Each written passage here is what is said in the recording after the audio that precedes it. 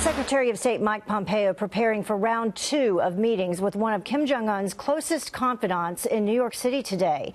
So as the White House fights to save the Singapore summit, what do these talks signal for the hope of resurrecting the June 12th meeting? Here now to weigh in is the co-author of The Reaper, Ghost Target, and the former deputy commanding general of U.S. forces in Afghanistan, General Anthony Tata. Thank you so much for joining us. We appreciate it this morning. Always great to have you with us. Great to be with you, Heather. So this is the highest-ranking North Korean official from that nation to visit the U.S. since the year 2000. So how significant is this to you? This is very significant. You know, almost as equally significant as Secretary Pompeo going to Pyongyang.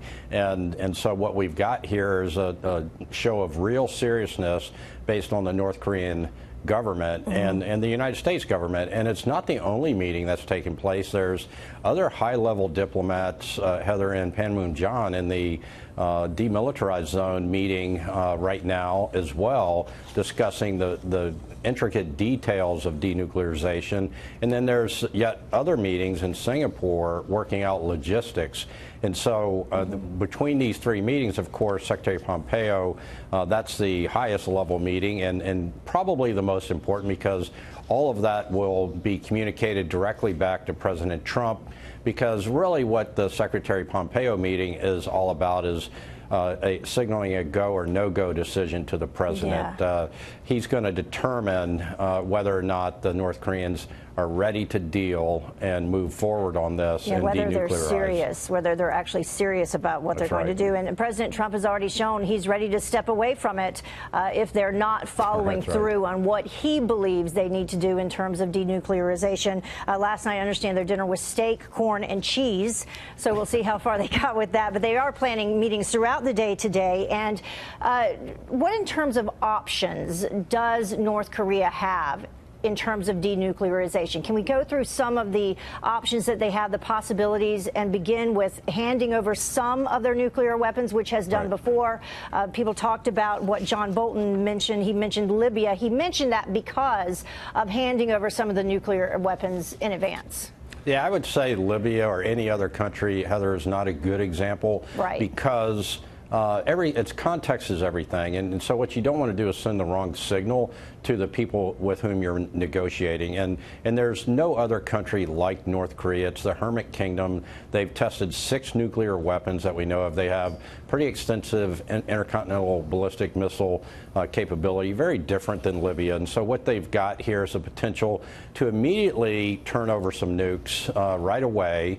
They can take a phased approach and then, freeze all testing, and then, through the phased approach, then continue to denuclearize and allow for very transparent inspections.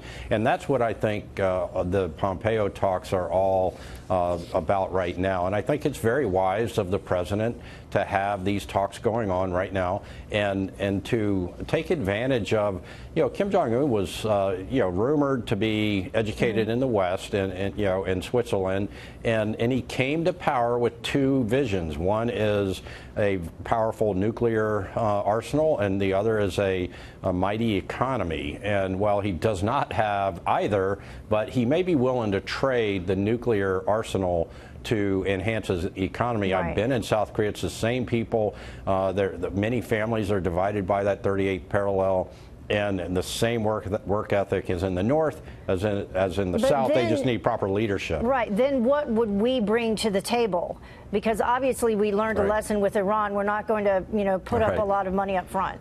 No, I think the opportunity here, Heather, is that what you really have is a country that needs massive infrastructure development.